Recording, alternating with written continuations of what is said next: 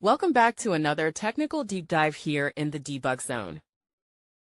Today, we're tackling a big question and breaking it down with insights from other users. Hopefully, this clears up some misconceptions and helps you get the answer you need. So, buckle up, stay a little curious, and let's jump right in.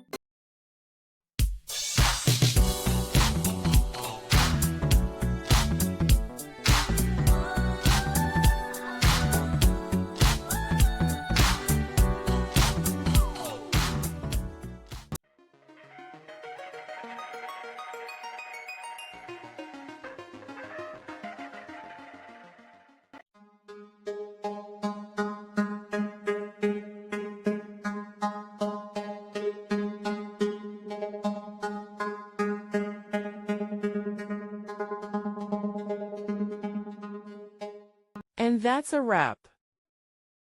I hope you found the answer you were looking for. If you did, take a second to hit that subscribe button. It really helps out. And let me know in the comments which solution worked best for you.